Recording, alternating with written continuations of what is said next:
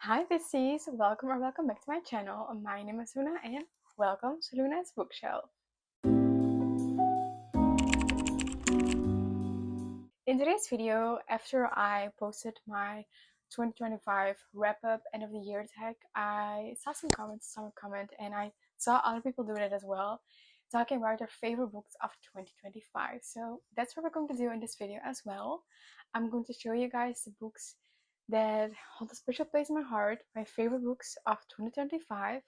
I've chosen 10 books in particular that I think are worth it and to talk about, are worth to be on this list. So I would say, let's get started. These are in no particular order, it's just a very random order. I just have them stacked before me in this way. So that's how I'm going to do it. I'm going to talk a little bit about them. All of these, or most of these, are like between the 4 and the 5 stars. Most of them are 5 stars, or like 4.75, 4.5. So I'd say between the 4 and the 5 star. I would say let's get started with the first book, being Love Arranged by Lauren Asher. This is the last book in the Lakefront Billionaire series. So before this you have Love Unwritten and Love Redesigned. This was released also in 2025 and I was so excited to start reading this book because I've enjoyed the previous two books so much. I did a buddy read with my friend Mara, who also has his channel on YouTube, so go check it out. And we did a buddy read for this book and it was so fun to talk about this book. So in this book we follow Lorenzo and Lily. Lorenzo, he's like the bad guy of the small town. Like, people don't know much about him. He came to town, but not everyone knows who he is, what his past is, his story, you know. And then Lily, she knows. Everyone knows Lily. She's known in the town, in a small town. So Larissa and Lily, they know each other through an app, and that's how everything goes further and further. So the thing is, Lorenzo is running for a major in a small town like Hysteria, but because the fact that no one really knows him, it is that why he chooses to like fake date Lily. It's like, she can be the good girl, she can give myself a good image, kind of, in a way. So yeah. It is a very thick book, and I know that not everyone loves thick romance books, but it is absolutely worth it. I loved every bit of this book. I really love Lorenzo and Lily, and also you get to see the other couples in this book come together as well, which is also very fun, especially if you've read the previous two books. So I would highly recommend reading the other two books as well, so you really get the family aspect and like the really small town vibes that everyone knows each other. It's just so fun, and it is fake dating, so I think you would enjoy it.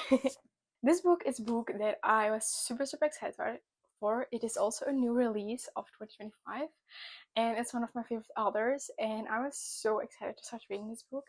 I also did a reading vlog on it, especially for this book, and it is Great Big Beautiful Life by Emily Henry.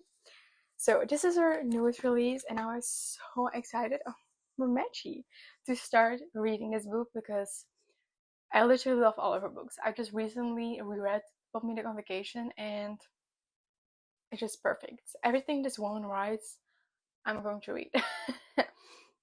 So yeah, this was a little bit more different from her other books in my opinion, but however, I did still really enjoy the book. And I mean, anything this woman writes, it's so good. Her storytelling, her writing, her characters are always so good and interesting, and you really are sucked into the story, you know what I mean? So we follow two writers, and they're kind of in a competition to write the story of this woman, and that's where it all starts. They don't know each other, it is all just going with the flow, but I loved it. I loved every bit of it. There were some things that I didn't maybe, no, I'm just saying I loved every bit, but there were some things maybe I didn't love exactly. I also didn't give it 5 stars, but I still think it's worth to mention in this video because it is an Emily Henry book and I still enjoyed it very much. So yeah, but I think I could recommend any Emily Henry book. I do think this is maybe, I don't know. I will definitely, I would want to reread it one day. I don't know. I'm not going to do it this year, but maybe next year or something. But yeah, it's just really good. I'm going to see if I can. Also, the quotes of Emily Henry books are so good, so good. Like this quote: "Life is so complicated, and I think it's human nature to try untangle those complications. We want everything to make sense, and that's okay. It's a worthy pursuit." So good. That's page 182, by the way, if you want to know.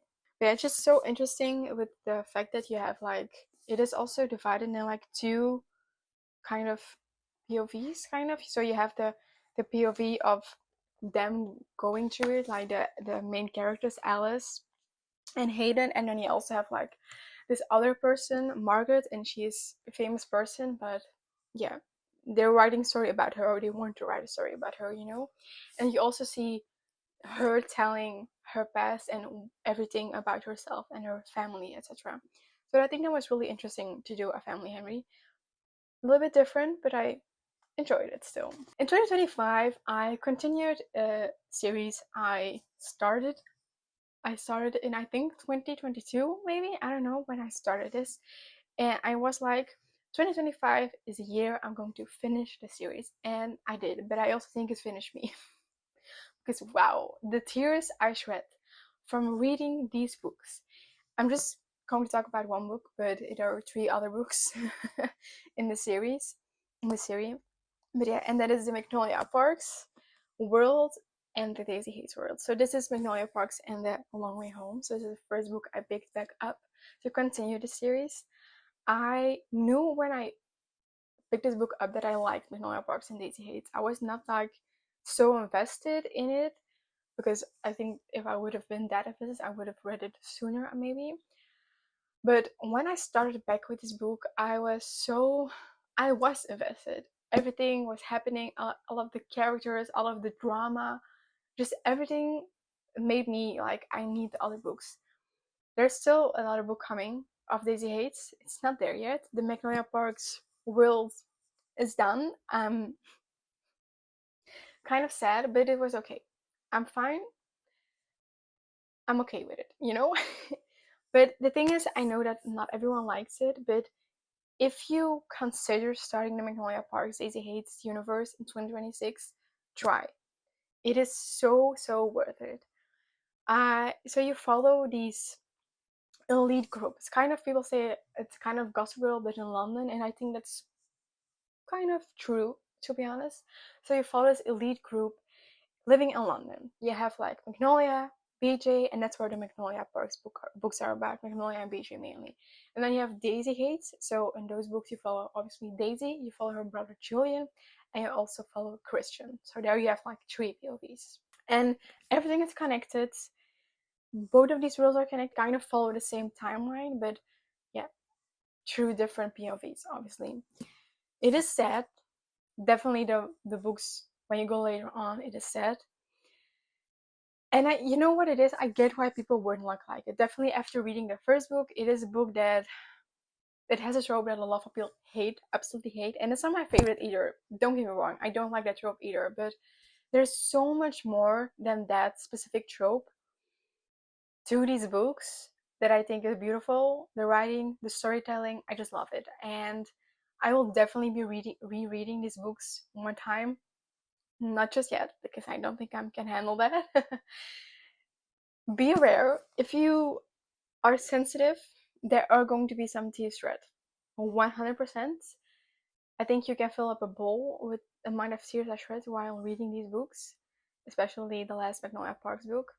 But it's so beautiful, and I love it. And yeah, I just don't have other words to say about these books. I just love it.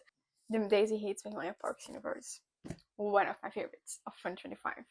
If you know me by now, you know that Emily Henry is one of my favorite authors, and Emily Hazelwood as well.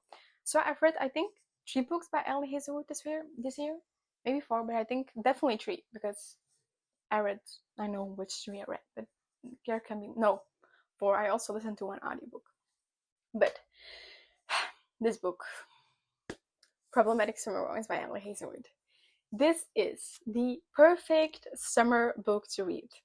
So, summer of 2026, read this book. It is so fun. This book is kind of interconnected with Not in Love by Emily Hazelwood. So I do recommend, if you haven't read that book first, to read that one first, because the characters of this book, I don't know if it's definitely the characters of Not in Love come back into this book, because those people are getting married in this book. But this book is about Maya and Connor, and it's an age gap romance. It is also situated in Italy. There's a wedding. I really love Connor and Maya. They're so fun, both of them together. The dynamics they have, it also switches between like before the wedding, which I really love to see what happened, because Maya and Connor, they see each other back at the wedding, but their things happened beforehand. And we also are reading about that, and I really love that we got to see that as well, because that added so much more to the story, in my opinion. And I really got to understand where Connor was coming from and also where Maya was coming from.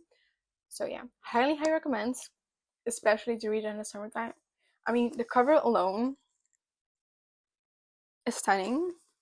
And I also highly recommend Not a Lot, because I also love that book by Ellie Hazelwood. So yeah, definitely if you want to like, don't want to like spoil too much, definitely read Not a Lot first.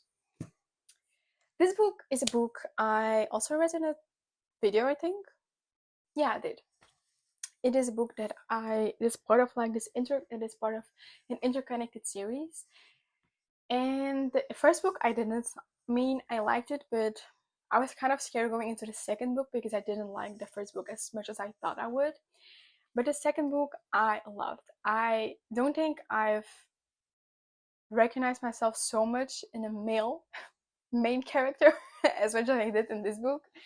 It is kind of insane, especially in a male. That's like still so funny to me. Not the female main character, the MMC, and that is Yours Truly by Abby Jimenez. Yeah, speak for yourself. I so much enjoyed this book. There's one thing I didn't like. Maybe that was not entirely necessary. If you've read the book, I think you know what I'm talking about. But except for that, I love this book. I love the story. I love the characters. So yeah, I'm just going to read the synopsis on the back for you guys. So, Dr. Brianna Orritt's life is seriously flatlining. Her divorce is just about to finalize, her brother's running out of time to find a kidney donor, and that promotion she wants? Oh, it's probably going to the new man doctor who's already registering 8 on Brianna's pain in my ass scale. But just when all the systems are set to hate, Dr. Jacob Maddox completely flips the game by sending Brianna a letter. It's a really good letter, like the kind that proves that Jacob isn't actually Satan. Worse, he might be this fantastically funny and subversively likable guy who's terrible at first impressions. Because suddenly he and Brie are exchanging notes and sharing lunch dates in their sob closets. When Jacob turns out to be the perfect donor for her brother, Brie starts to realize that this quietly sexy new doctor might just be her perfect match too. Love that. It's about doctors. It's so good. It's also dual POV, right? If I remember correctly, yeah, it's dual POV, which I also loved about this book. And I think that's why I really could see myself in Jacob, because you really see what he is thinking as well throughout the book and how he is feeling about everything. And I just love that so much. That's really, I think dual POVs are not always a good thing, but some of the times it's so much better to see what both of the characters are thinking. And in this book, I think it was absolutely necessary to also see Jacob's point of view in the book. So yeah. And I mean, the letters, they really did it for me. I couldn't figure out really the title because I didn't read the back before I started reading this book. And then I read when they were starting to write letters to each other, and I was like, oh my god, that's so adorable, like writing letters. And obviously, Yours Truly, then I got it. But yeah, so good. And I think so far I've read like the first book, Part of Your World by Happiness, and also the last book, I forgot, Just for the Summer, and this is 100% my favorite book. Part of Your World, not my jam, but completely fine. And then this author, I love it. I love this series from my whole heart, but in 2025 this was my favorite book by her, and that is Backborough Seal by Sarah Adams. So Backborough Seal, it is, oh, you see this? there were some pages that were attached to each other, so I had to rip it open. So there was some damage at the book. Very sad, because it's one of my favorites of this, out of the entire series. Which is pretty sad, but we have to deal with it. So, Beggar or Steel is a third book in the When in Rome series. You obviously have first When in Rome, then you have Practice Makes Perfect, then you have Beggar or Steel, and then New Book in Your Dreams. So in all of these four books, you follow the sisters and the brother Walkers. So this book follows Emily Walker, and she is a teacher at this middle school, I think. I can't remember. And then her nemesis, Jake Bennett, comes to town, and he's also going to teach at her school. And wait, he's going to live next door. I know, right? I know. Amazing. Tell me more. So Jake and Emily, they're like one of my favorites of all of them. Maybe not excluding the newest book I read, because I've just finished it yesterday and I love that one as well, but that's not what this video is about. It's about this my favorite book of 2025.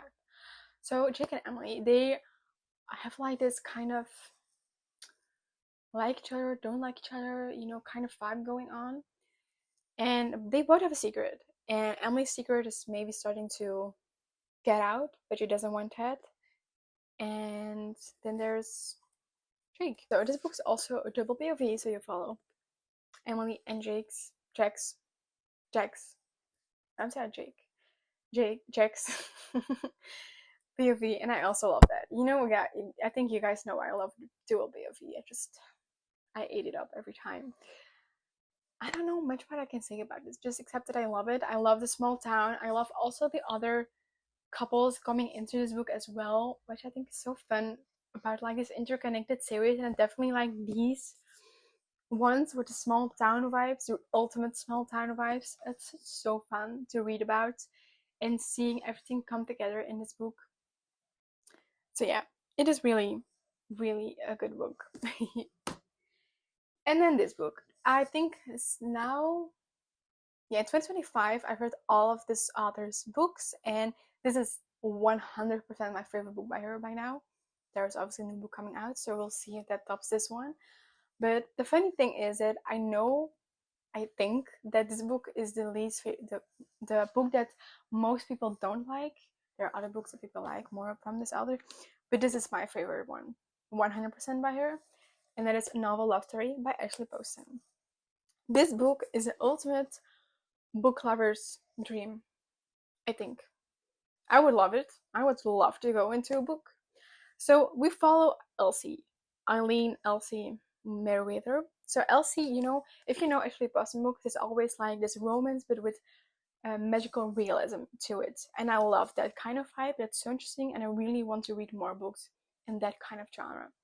So Ellie, all of a sudden, comes into this town. And she's like, what is this? It's fun vibes.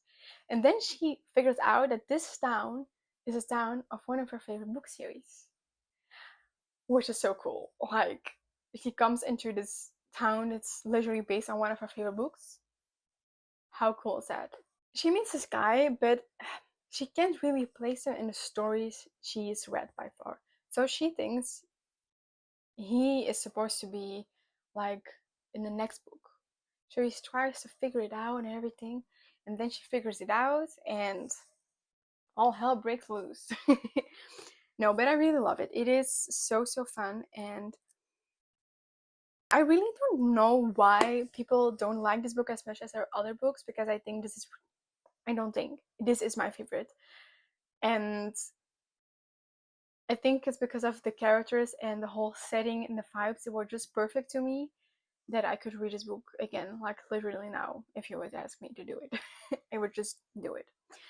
So yeah, if you want to want to be teleported to this fun small town, which is based on a book, where this grumpy kind of guy is, and we don't know who he is. Is he like part of the story? Isn't he part of the story?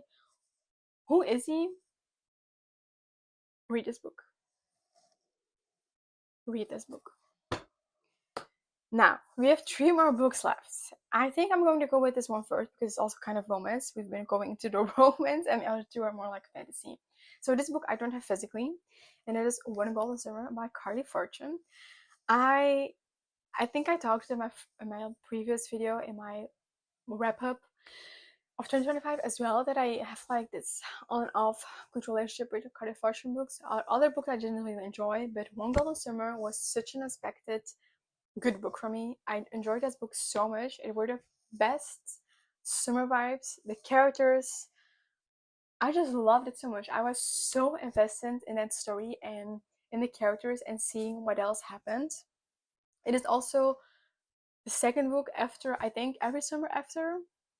Yes, because the guy in that One Golden Summer is also the brother of in the first book in Every Summer After. I didn't like that one, but this one I loved. I loved it so much. Charlie, the man you are. Especially to read this book in the summertime is just perfect.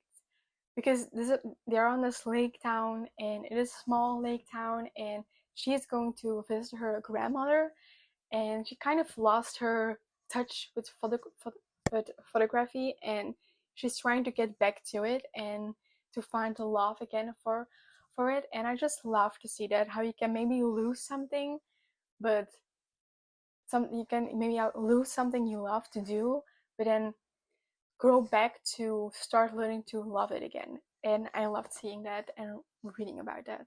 So yeah, I highly recommend. Even if you didn't like her other books, I didn't as well, but this one was definitely a good book of her, and I really, really loved it. Now, going to the last 2 books of this video. The first book is a book I read in December, and I read this book like so fast. It's a part of a duology. I still have to read the next one, and it is on my 26 books for 2026. But the first book is Heartless Hunter by Kristen Ciccarelli. I don't know if I'm pronouncing it right. But this book, it took me by surprise how much I loved this. I keep saying invested, I think, but with every book, but I was so invested in this book. It is a fantasy, I think it's YA book, enemies to lovers. So we follow 2 characters. We follow Rune. We follow Rune and Gideon. Rune, she is a witch, but nobody knows she is a witch. And Gideon is a witch hunter. And Gideon and Rune get to know each other. They kind of like each other, but they don't know that both of them are using each other. Gideon is using Rune because he thinks he knows who the Crimson Moth is, and Rune is using Gideon because she knows that he knows where her friend is being held captive. Because in this whole world, being a witch is not a good thing. You mean, witch hunter doesn't sound like a good thing, you know? It is so fast-paced. It is so interesting and mysterious. You want to know everything about them. You're like, are they going to know by now? Are they going to figure it all out or not? It was so fun. It was so fun. Also, the fact that Rune is not just a regular girl. I love that about it as well. And I'm so excited to read the next book. And I think I'm going to reread Heartless Hunter before I'm going to read the next book, because I do remember quite a lot of this book, but I just love it so much that I won't mind reading this book again. So yeah, highly recommend if you want like a fun, fast-paced fantasy kind of enemies to lovers. I know a lot of people wouldn't say really enemies to lovers, but I'm going to say it anyway.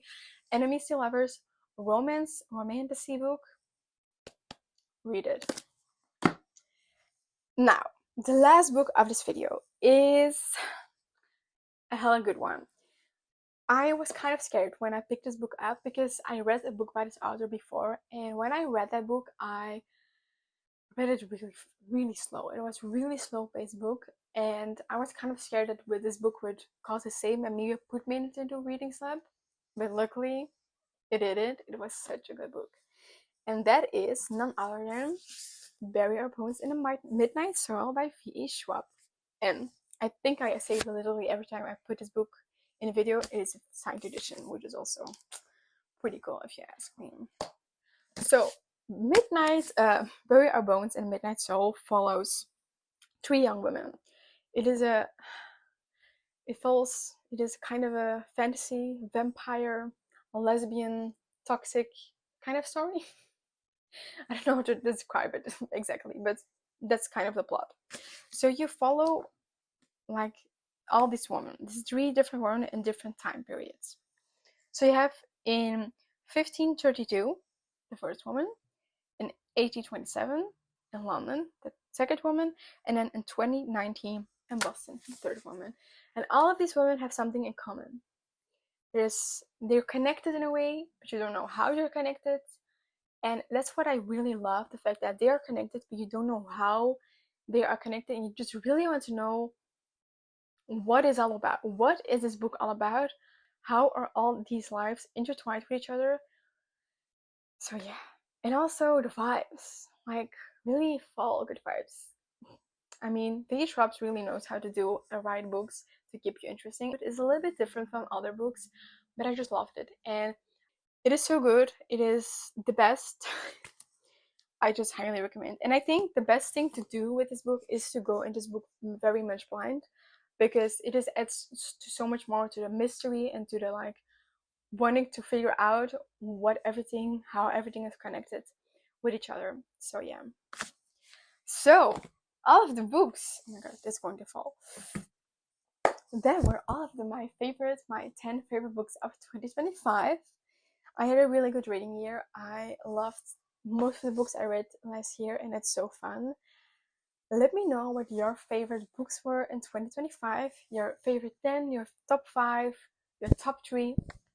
Don't mind. Just tell me what your favorite books are the previous year. So yeah, I hope you guys enjoyed this video, and I'll see you next time. Bye!